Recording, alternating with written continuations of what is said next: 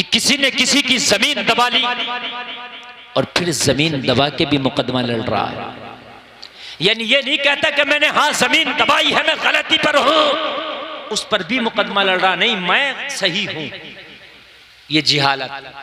अगर शायद ये मालूम होता कि हक मारने का मतलब क्या होता है, अगर 1000 साल तक सजदे करूं और मैदान महशर में उठाया जाऊं तो ये 1000 साल के सजदे भी जन्नत नहीं दिला सकते, जब तक कि जिसका हक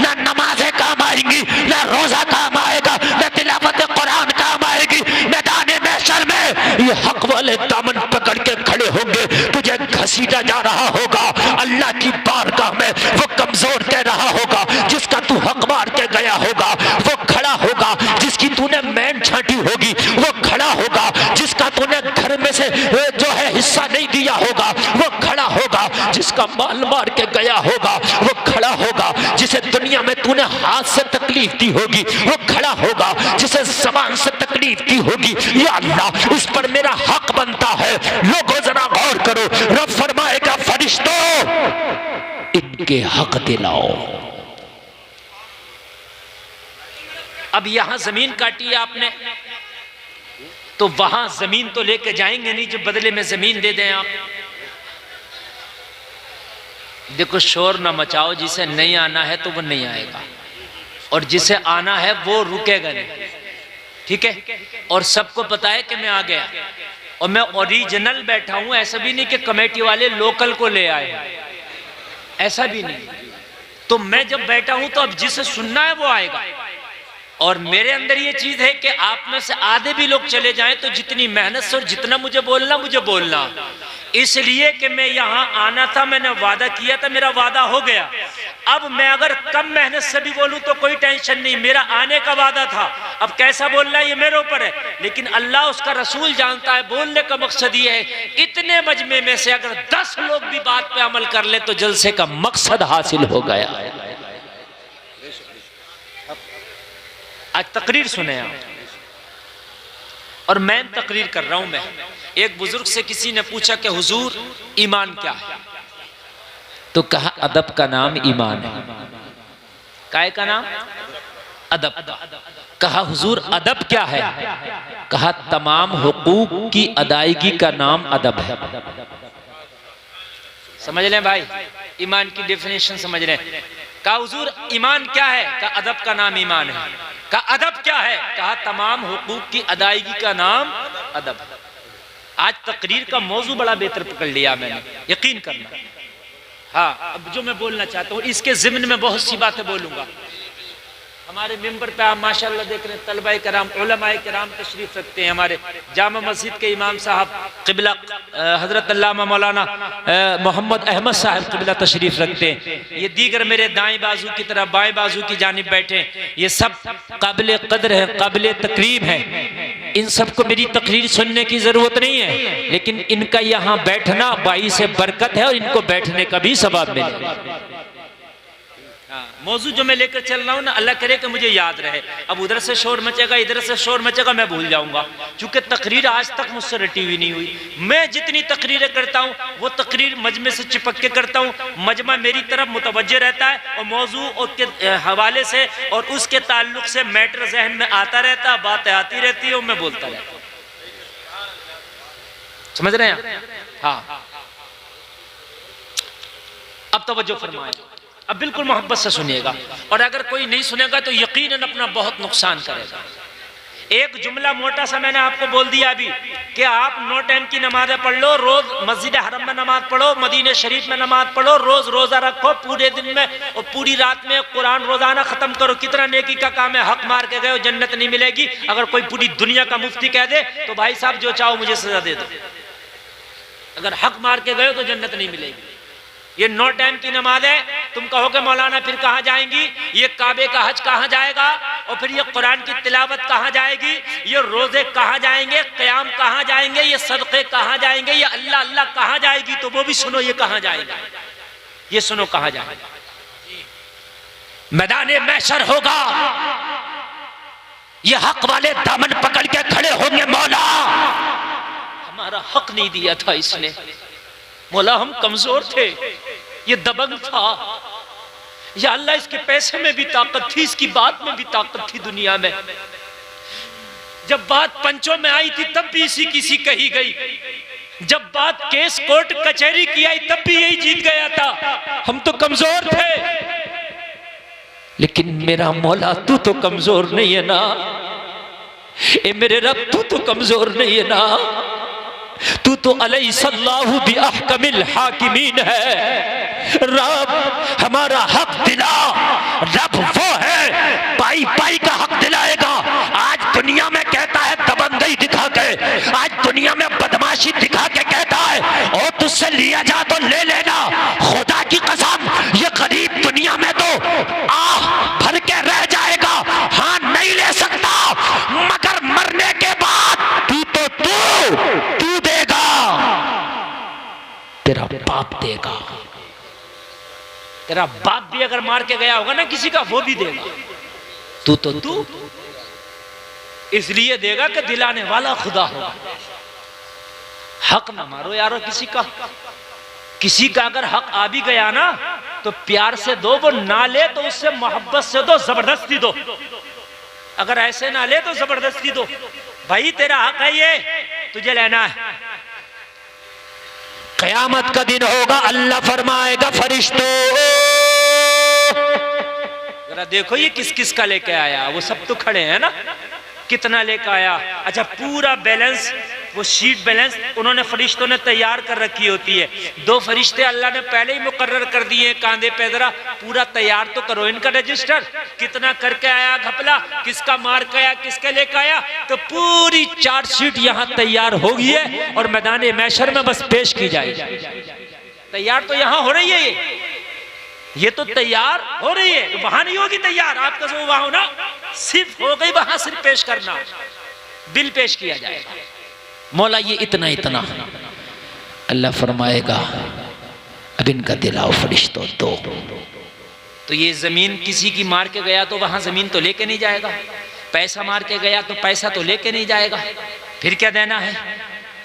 इसकी जो नेकियां होंगी, जो नमाजें पढ़ी होंगी, हज किया होगा, कुरान पढ़ा के होगा, तिलावत की होगी, सदका किया होगा, रोजा रखा होगा, क़याम होगा, रुकू होगा, सजदा होगा, इसके जितने भी आमाले सालिहा होंगे, जिनका हक मारा था उनको वो नेकियां दे दी जाएंगी।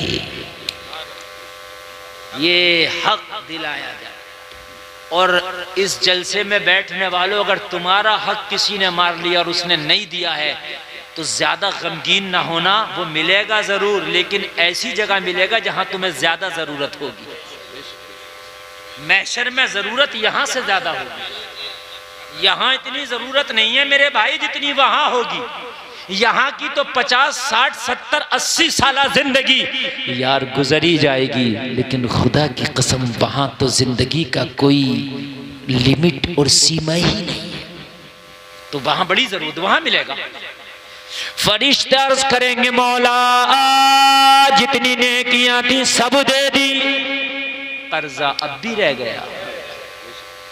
बहुत से है ना बड़े बड़े अक्लमंद बनते हैं, बहुत ज्यादा अक्लमंद, और लोगों को बेवकूफ बनाते हैं, लोगों से ऐंठते हैं, लोगों से लेते हैं, बेवकूफ बनाकर यहां ले लिया। लेकिन अल्लाह को थोड़ी ना बेवकूफ बना सकता है, वहां देना पड़ेगा। अल्लाह की बारगाह में अर्ज करेंगे मौला नेकियां सब खत्म हो गई, बांट दी, मगर कर्जा अब भी रह गया, अब क्या करें? अल्लाह फरमाएगा कि जिन जिन का कर्जा है अब उनके गुनाह इसके कांधों पे डाल दो। जिन जिन का कर्जा था उनके गुनाह इसके काहे पे डाल दो, जोर से बोलो, कांधे पे डाल दो। तो यहां से जो नेकियां लेके गया वो तो दे दी उनको जिनका लिया था, लेकिन उनके गुनाह भी आ गए, उनके गुनाह भी आ गए। ये जो हम चुगली करते हैं ना, गीबत जो करते हैं दूसरे की पीठ पीछे, ये भी कर्ज वाला गुनाह है। मरने के बाद ये चुगली का भी बदला मैदान महशर में इसे देना पड़ेगा। ये भी बड़ा खतरनाक मसला मेरे भाइयों, और गुनाहे कबीरा है चुगली। इसे हम हल्का समझते हैं, हल्का नहीं। नबी फरमाते मरे हुए भाई के गोश्त खाने की तरह है चुगली करना। और चुगली करने वाला कितने भी सजदे कर ले, तौबा कर ले, गिड़गिड़ा ले, चुगली का गुनाह माफ नहीं होगा तब तक कि उससे माफ ना करा ले जिसकी चुगली की है। अब किस किस की चुगली की है याद भी नहीं होगा, तो क्यों ना कि हम चुगली करना ही छोड़ दें। अरे मेरे भाइयों याद भी नहीं होगा ना हमें, तो क्यों नहीं कि हम चुगली करना ही छोड़ दें। बात है कि नहीं? मेरी बात समझ में आ रही है कि नहीं आ रही है? बड़ा गुनाह है, गुनाह कबीरा है चुगली, छोटा गुनाह नहीं है। और ये हुकूकुल इबाद है, दूसरे का हक है। जिसको बुरा कह रहे हो ये उसका हक है। अब मैदान महशर में वो तुमसे राजी होगा तो तुम्हारी नेकियां ले लेगा। बड़ा सख्त मसला है चुगली का। हुकूक को समझो। कहते हैं हम भाई इन पढ़े लिखे से तो हम ही अच्छे। तुम अच्छे कहां से हो? तुम्हें कैसे पता कि तुम अच्छे हो? सर्दी में इस्तंजा कैसे होगा तुम्हें नहीं पता, गर्मी में इस्तंजा कैसे होगा तुम्हें नहीं पता, तुम्हें सिर्फ पाकी नापाकी का नहीं पता, तुम कहते हो हम अच्छे हैं। कैसे अच्छे हैं?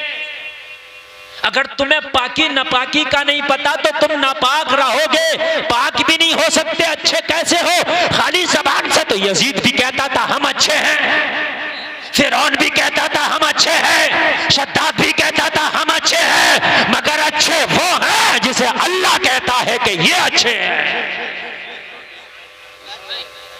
अच्छे वो हैं जिसे अल्लाह कहता है। बात समझ रहे हैं आप?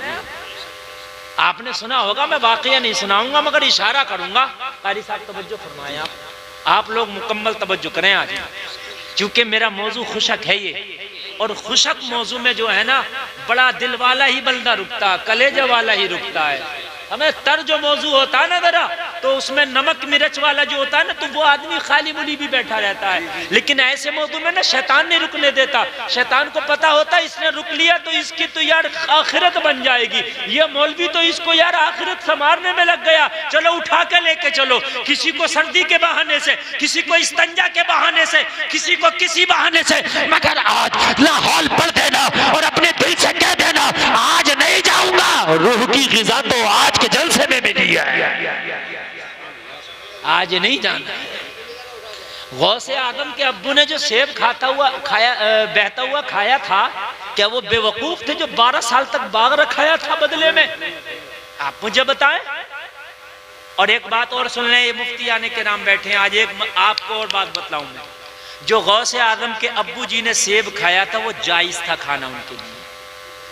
अगर जाकर के माफी नहीं मांगते और अगर 12 साल तक बाग नहीं रखाते तो शरई एतबार से जायज था, फिर क्यों किया? तो फतवा ये कह रहा जायज है, मगर तकवा ये कह रहा कि जायज नहीं है। कभी कभी फतवा इजाजत दे देता है मगर तकवा उसकी इजाजत नहीं देता। जैसे फतवा ये है, आप खाना खा रहे हो कहीं जंगल में और आपके पास में पानी नहीं, आपने खाना खाया, लुकमा अटक गया आपके मुंह में, अब मर जाओगे आप।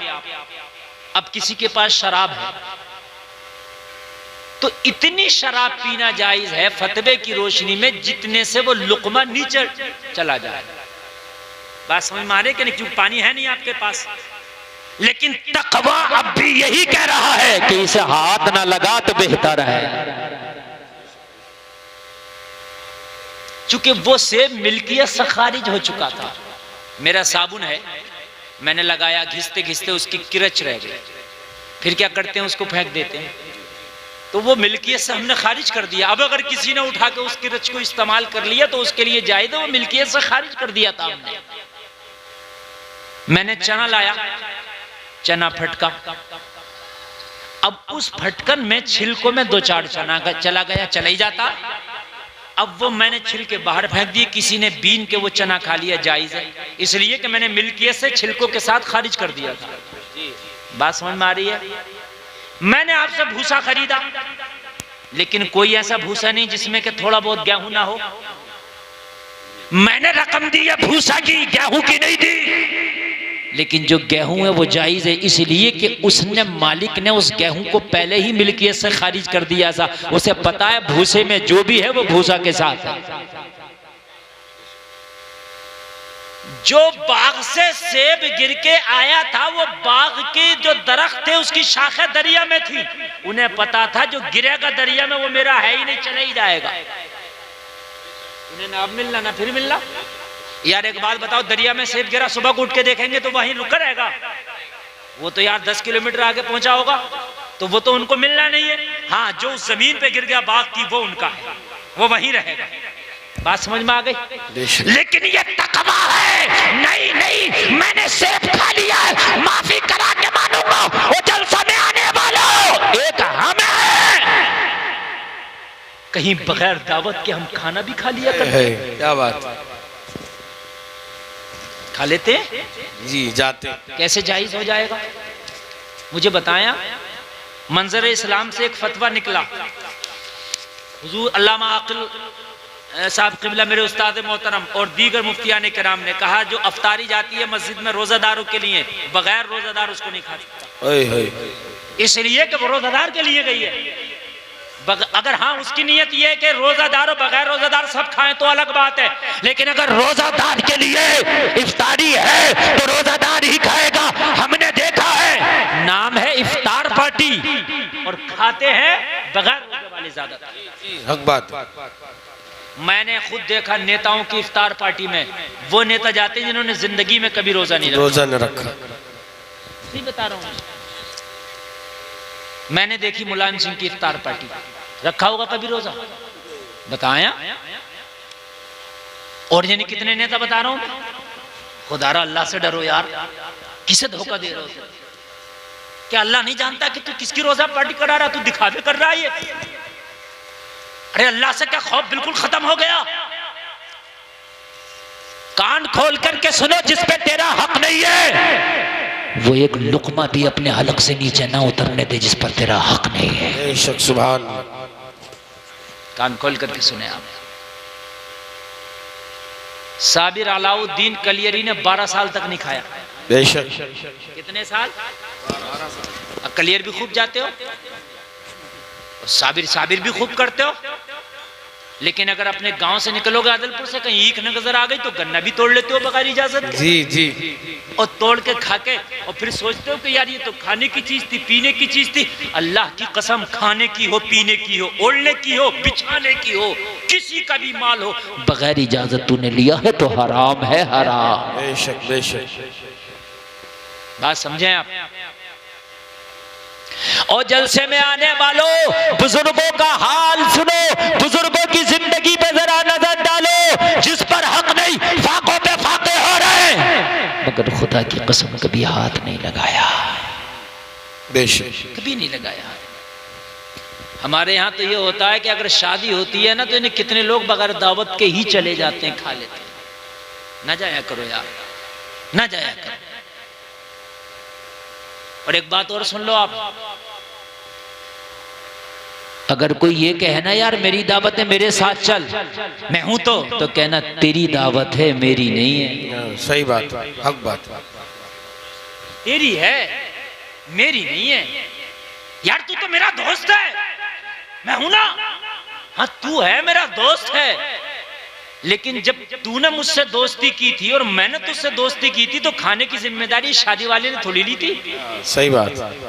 दोस्ती मेरी है, दोस्ती तेरी है। इस गरीब ने थोड़ी ना जिम्मेदारी ली थी कि दोस्ती तुम करो, खाना मैं खिलाऊंगा। मैं अपने पैसे से खिला सकता हूं, लेकिन अपने कार्ड पर तुझको खाना खिलाना गारतगरी कराना है। ना जाओ ना। और खाने पीने के मामले में तो जितना हो सके एहतियात बरतो, इसलिए कि जो खाना खाओगे उससे खून बनेगा। हराम का लुकमा खाओगे तो क्या खून हलाल का बनेगा? सही बात। भाई जरा बात बताएं मुझे, जब लुकमा हराम का खाएंगे तो खून भी तो हराम का ही हुआ ना जी। वो जो हराम का खून नसों में दौड़ रहा है वो मस्जिद में क्यों रुकने देगा? सही बात। अरे भाई वो कुरान की तिलावत में क्यों मजा लेने देगा? वो अच्छे कामों में तुझे क्यों जाने देगा? वो तो डांस पार्टियों में लेके जाएगा, बुरे कामों में लेके जाएगा, हराम कामों में लेके जाएगा, गलत तरीकों पे तुझे चलाएगा। क्यों? जैसा खून होता है वही रहता है। बदबू का कीड़ा खुशबू में मर जाता है, खुशबू का कीड़ा बदबू में मर जाता है। मेरे अजीजों, और हमारे मुआशरे को तो अल्लाह ताला सुधार दे तो बड़ा अच्छी बात है। हमने तो खाने की बात, खाने को तो हमने इतना सरकारी कर दिया, शायद मैं ये समझता हूँ जितना इस कौम मुस्लिम ने खाने को सरकारी कर दिया ना, इतना तो शायद सरकार ने भी खाना सरकारी ना किया होगा। हम तो जिंदा हैं तब खाना, अगर तेरा हिसाब है या नहीं है खाना चाहिए। अच्छा मर गए तब भी खाना चाहिए हमें। आप चाहे कर्जा लेके, चाहे उधार लेके, चाहे जमीन बेचो, चाहे घर बेचो, हमें खाना चाहिए। खाना खिलाना सवाब है, लेकिन यार किसी को कर्जे में डाल के तो सवाब नहीं है ना। किसी यतीम को उसके कांधों पे कर्जे का बोझ रख के तो सवाब नहीं है ना। मैंने देखा है कि जनाजे की चारपाई जिस दिन उठती है उस दिन 50,000 का खाना उठ जाता है। जिस दिन जनाजे की चारपाई उठी उस दिन 50,000 का खाना। और खाने वाला कोई रामातार नहीं होता है, ना ओम प्रकाश होता है। खाने वाले सब यही अब्दुल्ला, अब्दुल गफ्फार, अब्दुल सत्तार, अब्दुल, ये सब यही होते हैं जिन्होंने कलमा पढ़ लिया होता है। जलसे में आने वालों जरा मुझे आप बताओ कि जिसके घर से जनाजा उठा है, आप जरा अपने सीने पे हाथ रखो, उसका बाप बीमार था, बच्चों ने कर्जा ले ले करके अपने बाप की इलाज कराया। बाप बीमार है, बच्चा कर्जा ले लेके उसका इलाज कराता है। लेकिन एक दिन ऐसा भी आया कि बाप की सांसें टूट गई, बाप की जिंदगी का इख्तिताम हो गया। लेकिन यतीम बच्चों को जो बाप छोड़ के गया है, बच्चों के कांधों पे वो कर्जे का बोझ छोड़ के गया है। तो लोगों जरा अपने सीने पे हाथ रख के फैसला करना, गरीब है, बाप इंतकाल कर गया, बच्चों पे दागे यतीमी लग गया। बाप अपनी जिंदगी में ही बच्चों को कर्जमंद छोड़ के गया था, लेकिन बाप मरा है तो बच्चा कर्जे में है। बाप मरा है, कारोबार को ताला लगा है। बाप मरा है, कारोबार बंद हो गया। बाप मरा है, कर्जा छोड़ के गया है। अब मुझे बताओ, इस बाप के मरने के बाद अगर हम 40 में तक लाख 2 लाख का खाना खा जाए तो ये यतीम बच्चा और कर्जे में चला जाएगा। अरे ये कहां से बच्चा दुआ देगा, कहां से तुमसे रब की रहमत राजी होगी?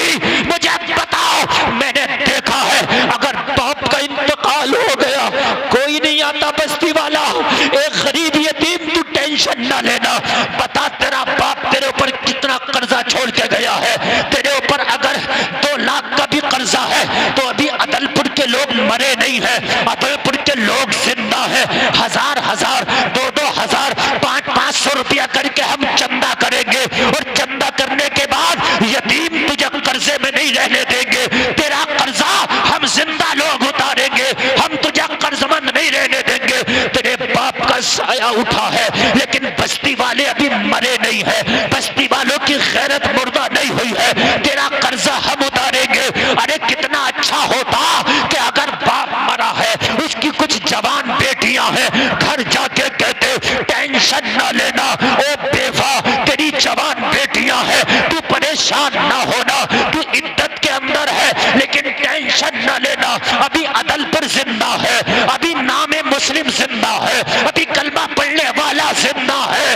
तेरी इद्दत भी पूरी ना हो सकेगी। हम अपनी बस्ती वाले सारे लोग इकट्ठा करके तेरी बेटियों की शादी का इंतजाम करके छोड़ेंगे। नारे तकबीर, नारे रिसालत, मसलके आला हजरत उलमाए अहले सुन्नत मुफ्ती गुलफाम साहिब क़िबला रामपुरी इस्लाहे मुआशरा कॉन्फ्रेंस।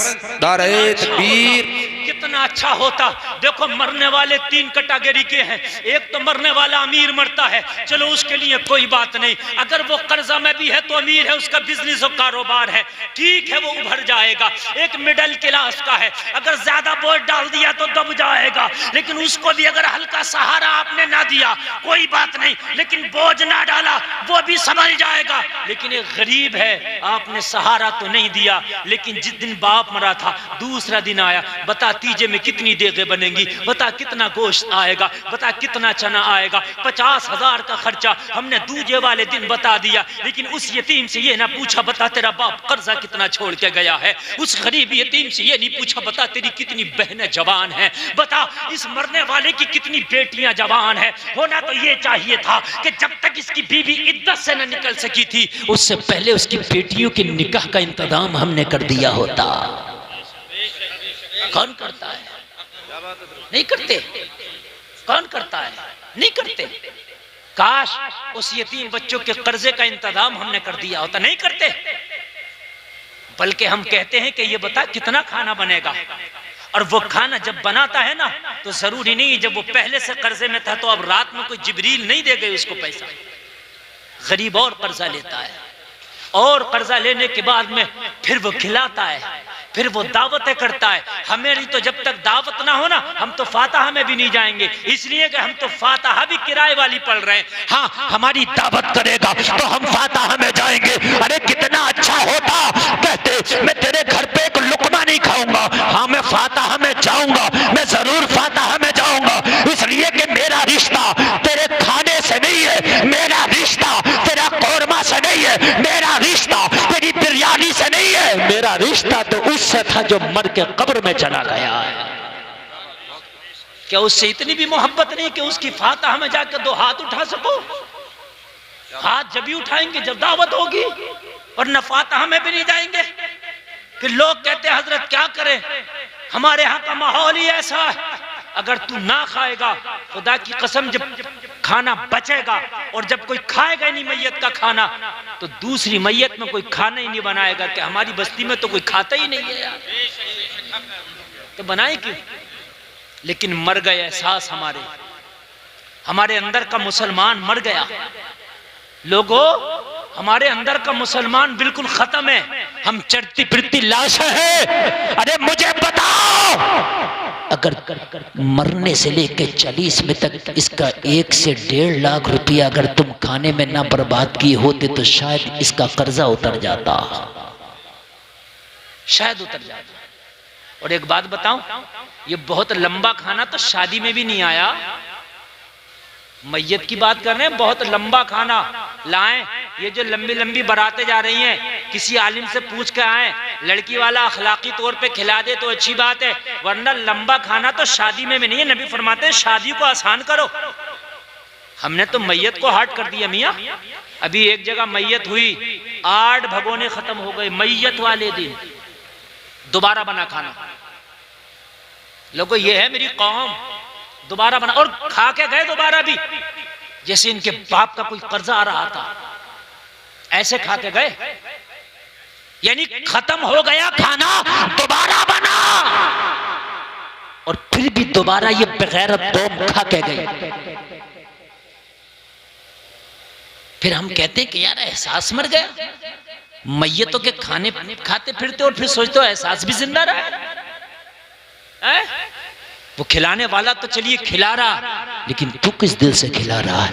आज यार क्यों ना तुम ये सोचो कि यार मैयत में तो खाना मजबूरी में, चलिए अगर कहीं फंस गया, बहुत दूर तू गया है, दूर का मेहमान है, कोई बात नहीं, खाने के वक्त तक नहीं पहुंच सक रहा है, तब भी कोशिश कर बच जाए तो बेहतर है, तब भी कोशिश कर बच जाए तो बेहतर है।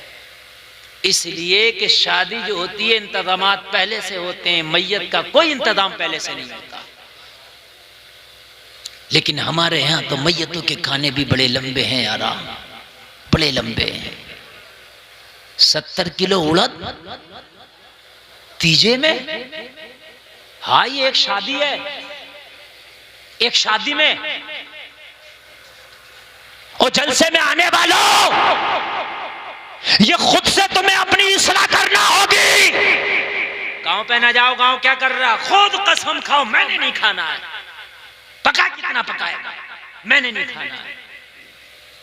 और अगर सवाब की नियत से खिलाते हो ना, पहले तो आला हजरत मना फरमाते हैं मैयत का खाना दावत करके जायज नहीं, कि दावत कर ली, हाँ मेहमान आए थे, खाना बन गया और वो दूर के मेहमान थे, अब अगर खा गए फिर उससे भी कोशिश करो बचने की, लेकिन अगर वो खा लिया तो ठीक है, लेकिन दावत करके जायज नहीं। किस बात की दावत हो रही है? मैयत की। और मैयत में दावत किसकी होती है? मुझ जैसे मोटे मौलवी की, प्रधान की, नंबरदार की, मास्टर साहब की, डॉक्टर साहब की, प्रधान जी की, हैं? हम जैसों की दावत मैयत में। चल किसी हद तक गरीबों को ले लेता, और गरीब को भी मैयत ही के लिए उस दिन 40 में तीजे में क्यों बना के खिला रहा है? एक काम ना कर, मैयत के नाम से किटे बना, 10 किलो चावल, 10 किलो आटा, 5 किलो दाल, 2 किलो रिफाइंड, नमक, मिर्ची, मसाला, धनिया, सब कुछ किट बना और लिस्ट बना। और ये किट वो बनाए जिसके घर में असासा है, वो चाहता मैयत के नाम से कुछ करूं मैं, वो। और लिस्ट बना लो कि मेरी अदलपुर में गरीब कितने हैं, जो वाकई गरीब हैं, या अदलपुर में नहीं आसपास में भी जो हैं, चुपके सी रात में जाओ उनके घर में ये राशन किट रात में देते हैं। ये गरीबों के बच्चे खाएंगे ना तो अल्लाह की कसम तेरे मरने वाले को ज्यादा सवाब होगा। मगर रस में चल रही है, रस में है तो वो तीजे में खिलाऊं। अरे क्यों खिलाएगा तीजे में? तुझे खाना ही तो खिलाना है। अरे बात है कि नहीं है? मदरसे में जाओ जिसमें बाहर के बच्चे खाना खाते हो, जिसमें मदरसे में खाते हो, वहां जाओ पूछो कितने का खाना बनता रोजाना का, वो कहे इतने का। बोलो अपने अब्बा के नाम से इतने दिन का खाना मैं खिला रहा हूं। सुभान अल्लाह तो बोल दो। सोच रहे हो मौलाना हमारा खाना मरवा रहा, तो हम क्यों बोले? नहीं, हंसने की नहीं रोने की बात है अजीजों, समझ रहे हैं आप? मैयत के नाम पे अगर खाना खिलवाना तो मैं बताऊं आपको, किसी का इंतकाल हो जाए जल्दी से जाएगा कुरान का हदिया करा कर लाएगा। मस्जिद में इतनी पेटियां पहले से रखी हैं कुरान की, फिर और ना वो पढ़ी जा रही हैं, बेउर्मती हो रही है उनकी, वो इधर रखी जा रही है, कोई उठा के उधर रख देता, उधर रख देता। मैंने देखा 30-30, 50-50 पेटियां कुरान की रखी हैं मस्जिदों में। अरे भाई ये तो बता दे मुझे यार, क्या वो कुरान रख रहे हैं अब्बा के नाम से? अरे भाई कुरान रख रहे हैं, जहां जरूरत है वहां रख, और नहीं तो एक काम ये कर कि यहाँ कुरान मत रख, किसी गरीब मौलाना को किताबें दिला दे, इस कुरान रखने से ज्यादा सवाब होगा। उस गरीब मौलाना पे इतना पैसा नहीं है कि किताबें खरीद ले, तू अपने अब्बा के नाम से दिला देगा। जब तक मौलाना ये किताबें पढ़ के दूसरे को पढ़ाएगा तेरे अब्बा को सवाब मिलता रहेगा। कितने गरीब आलिम है फतावा रज़विया का सेट नहीं खरीद सकते, फतावा फैजुर रसूल का सेट नहीं खरीद सकते, जामिउल हदीस का सेट नहीं खरीद सकते। मोटी मोटी किताबें हैं, तो एक काम ना कर, आलिम को दिला दे। मदरसे में जो बच्चे पढ़ रहे हैं ना उन्हें किताबें दिला दो। और मदरसे में तो 90% बच्चे होते हैं जो मुकम्मल किताबें खरीद ही नहीं सकते, मेरी गारंटी। उसका दिल चाह रहा फतावा रज़विया खरीदूं, अब कहां से खरीदे 10,000 की? मस्जिद में कुरान रखना जरूरी नहीं है। अच्छा, मरने के बाद कुरान बड़ा याद आता, जिंदगी में कुरान ही नहीं याद आता। जिंदगी में कुरान पढ़ने का टाइम नहीं, कुरान सुनने का टाइम नहीं। तरावी की नमाज में अगर हाफिज कुरान ने रकात में थोड़ा सा 2-4 रुकू ज्यादा पढ़ दिया, लड़ने तैयार, झगड़ा करने तैयार। हजरत क्या पूरा कुरान आज ही खत्म करोगे? क्यों, ये कुरान नहीं है? लेकिन मरने के बाद अब कुरान से इतनी मोहब्बत हो गई, कब्र पे कुरान पढ़वाएगा, मस्जिद में कुरान रखेगा, तीजे में कुरान, 40वें में कुरान। मैं ये नहीं कहता कुरान पढ़ना गलत बात है, मैं ये कह रहा हूँ कुरान पढ़ना अच्छी बात है, मगर जिंदगी में कहाँ चले गए थे? कुरान मुर्दों की किताब थोड़ी है, कुरान जिंदों की किताब है। मैं ये नहीं कह रहा कि मरने वाले के लिए कुरान ना पढ़वाओ, पढ़वाओ, लेकिन मरने के बाद ही क्यों कुरान? मरने से पहले कुरान क्यों नहीं? मरने से पहले कुरान को करीब नहीं आने देता, मरने के बाद कुरान। अब तो मरने के बाद इतना कुरान मदरसे में बच्चों को नहीं पढ़ने देता। हजरत लेकर चलो कुरान खानी। अब ये कह रहे मौलाना अमानतुल हक साहब, अरे भाई बच्चों का पारा सुनना, सबक का पारा, पिछले का पारा। नहीं साहब, कुरान खानी अगर नहीं हुई तो समझ लो चंदा भी बंद और जो खाना खिलाता हूं वो भी बंद। अब क्या करें मौलाना? जाना पड़ेगा। अब तीजे में जा रहा, 10वें में, 40वें में, मुहर्रम में, 11वीं में, 12वीं में, चेलुम में, समझ रहे हैं आप? तो हमारे यहाँ कुरान खानी इतनी कर दी, रमजान में पढ़ाई नहीं होती, शाबान में 15 में छुट्टी हो जाती है, शव्वाल में पढ़ाई नहीं होती, 11वीं में हम नहीं होने देते, 12वीं में हम नहीं होने देते, मुहर्रम में हम नहीं होने देते। अब ये बताओ कि फिर कहते सुन्नियों के कुरान पक्का नहीं होता। तूने पक्का होने नहीं दिया तो हो कहां से? साल में 8 महीने तो पढ़ाई नहीं होने दी। कहते वहाबी के बड़ा पक्का होता तो 11वीं वो नहीं करे, 12वीं वो तो हर वक्त पढ़ना ही पढ़ना मदरसे में। अगर कभी कुरान खानी कराना हो, शरीनी लेके मदरसे में आ जाओ, कहो कारी अमानतुल हक ये शरीनी है, सुबह फजर से छुट्टी तक तुम्हारे बच्चों ने जितना कुरान पढ़ा है वो सब मेरे बाप के नाम से बख्श दो। ये है ओरिजिनल कुरान खानी। जो तुम्हारे घर पे बच्चों ने पढ़ा कोई गारंटी नहीं 1 नंबर का पढ़ा हो, जो बच्चों ने पढ़ा कम खींचा होगा, कहीं गुन्ना किया नहीं, इख्फा किया नहीं। यहाँ तो ये डंडा लेके बैठे थे, इख्फा भी करा रहे हैं, गुन्ना भी करा रहे हैं। बात है कि नहीं मेरे भाई? तो यहाँ कुरान खानी करा दो। मरने वाले के नाम से जरूरी नहीं कि दावत हो के खाना हो। अगर कोई अमीर है वो ये चाहता है कि निसाब मैं तो खाना खिलाऊंगा, तो तू खिला, मना कौन कर रहा? लेकिन एक काम ना कर, किटे बना दे, और किटे भी ना बना, चुप कैसी 5,000 रुपए गरीब को दे दे, ले भैया मेरे अब्बा के नाम से है ये। तू चाहे इसका मुर्गा खाइए, बकरा खाइए, चावल लाइए, दाल लाइए, रिफाइंड लाइए, तेल लाइए, हल्दी लाइए, धनिया लाइए, पुदीना लाइए, अपने बच्चों को कपड़े बनाइए, सबसे बेहतर है ये। जरूरी नहीं है कि भाई आम तरीके से खाना हो। इन रस्मों को बंद करो। इंसान शादी से ज्यादा मरने की टेंशन। अरे यार शादी में तो पहले से इंतजाम करता, मरने में कौन इंतजाम करता है? अच्छा शादी में एक बार खिला के निपट गया, शादी में एक बार खिला के, मरने में एक बार में काम नहीं चल रहा। जिस दिन मरा उस दिन भत्ती, तीजा। हंसने की नहीं रोने की बात है मेरे अजीज। ये कुछ चटकुल्ला नहीं बयान कर रहा, खुदा की कसम। ये जरा अपने दिल पे हाथ रख के किसी गरीब की तरफ देखो, वो करेगा मजबूरी को, लेकिन किस दिल से कर रहा है ये भी देख लो। तीजा, 10वां, 20वां, 40वां, कितने खाने हो गए मैयत में? शादी में 1 खाना और मैयत में 4-5 खाने। कौन कंट्रोल करेगा इस पे? मोदी जी करेंगे, हम करेंगे। इस पे योगी जी करेंगे, हम करेंगे। और कैसा होगा? हमने नहीं खाना, हमने खाना ही नहीं। कितना भी हाथ पकड़ के बिठा रहे, कितनी भी दावत करो, उससे कहो भाई तेरी मेरी नाराजी कोई नहीं, मैं राजी, तेरी शादी में खाऊंगा, लेकिन ये मेरी मैयत में दावत ना कर, मैं नहीं खाऊंगा। कल को मैं भी नहीं करूंगा तेरी, बात खत्म होगी। मजीद बात समझ में आ रही है कि नहीं आ रही है? अल्लाह करे कि समझ में आ जाए। मैं हक की बात कर रहा था, थोड़ा सा आगे बढ़ूं। आपको शायद नींद आ रही होगी, नहीं आ रही ना? तो जरा जोर से एक बार कह दो सुभान अल्लाह। माशाअल्लाह माशाअल्लाह, अल्लाह सलामत रखे। बहुत अच्छा सुने। 1 घंटा तकरीर मेरी हो गई, मुझे पता भी नहीं चला कि 1 घंटा किधर निकल गया, और आपने इतना अच्छा सुन लिया। थोड़ी देर जरा और आपकी खिदमत में बात हक की चल रही है। काय की चल रही है बात? हक की चल रही है। कंबल वालों, कंबल वालों, ये हक है। हाँ, उसको भी आ रहे हैं, गोद में सुला लो, गोद में सुला। इस वक्त हक की बात चल रही है। तुम्हारी रूह का हक अदा कर रहा हूं, खुदा की कसम मैं जवाब पेश कर रहा हूं। हक हक हक क्या है? शरीयत के बहुत बड़े इमाम, नाम इमाम मालिक, इनकी बारगाह में खातून आई। कौन आई? नौजवानों बताओ। अरे बोल दो। अच्छा नौजवानों, खातून का मतलब समझते हो नहीं? हाँ सही बता रहा हूँ, ये जरूरी नहीं है कि खातून का मतलब भी समझते हो। सही बता रहा हूँ मैं। हमारी कौम का आजकल हाल यही हो गया, खातून औरत को कहते हैं। बेटा एक औरत आई, कहने लगी हुजूर एक मसला पूछना चाहती हूँ। कहने लगे बैठ जाओ। लोगों से इमाम मालिक ने मुलाकात की। गुड्डू भाई आप आ गए माशाल्लाह। अच्छा आइए।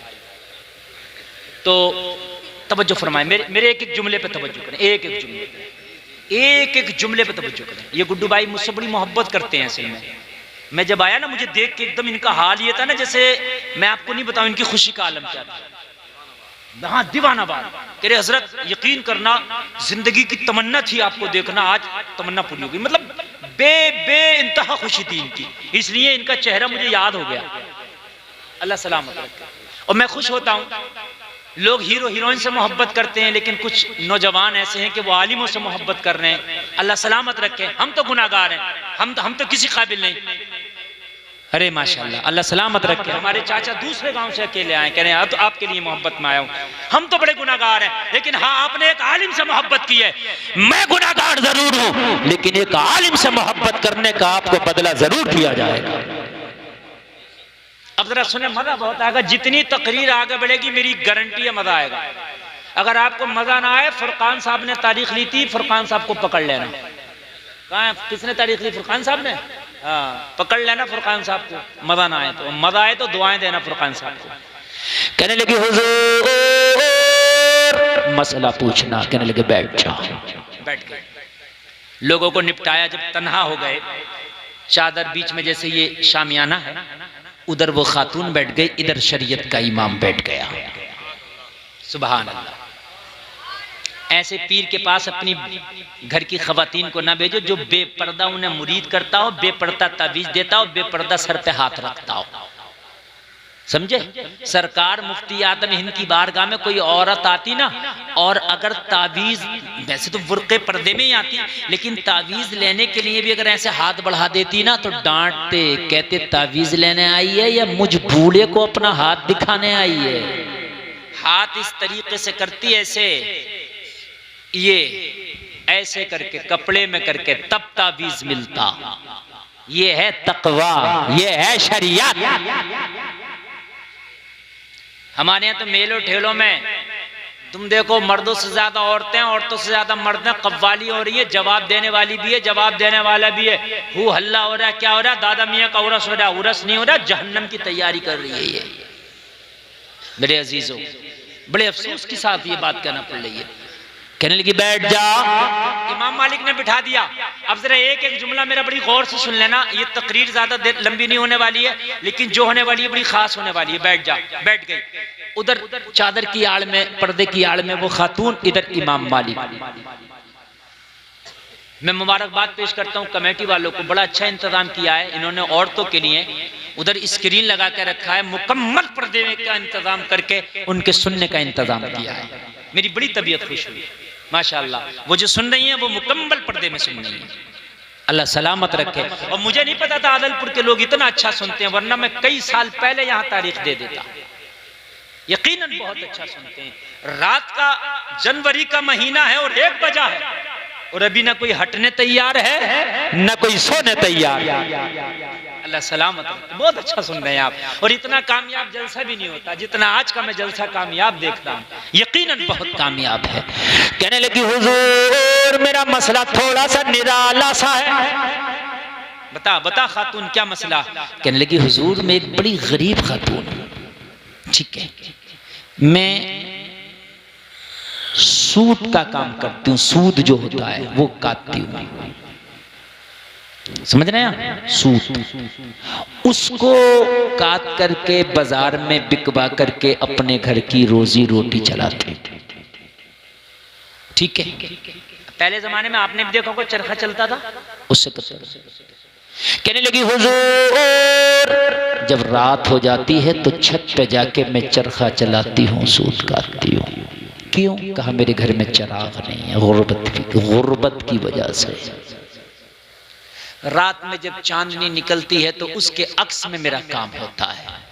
लेकिन हुजूर कभी कभी बादशाहों के जुलूस निकलते हैं, मेरी गली से गुजरते हैं, जैसे ये मदरसा रोड के किनारे है, अब यहाँ से कोई जुलूस निकलेगा तो उसकी रोशनी मदरसे में भी आएगी, छत पे भी जाएगी।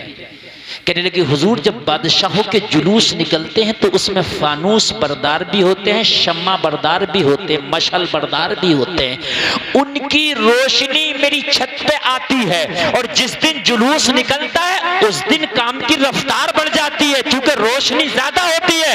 तो जिस दिन मैं उस रोशनी में काम करती हूँ तो दोगुना काम कर लेती हूँ।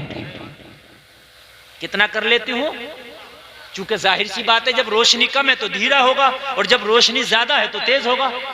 तो हुजूर मसला ये मालूम करना है, ये जो दुगना काम हो जाता है, जैसे रोज 1 किलो काटती हूँ तो आज 2 किलो कट जाता है, तो ये जो 1 किलो ज्यादा कटता है ये मेरे लिए जायज है या नाजायज है? हाय हाय हाय, सुनो क्या है।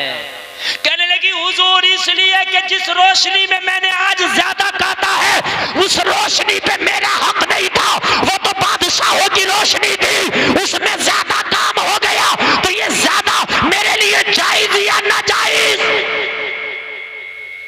बताएं मसला।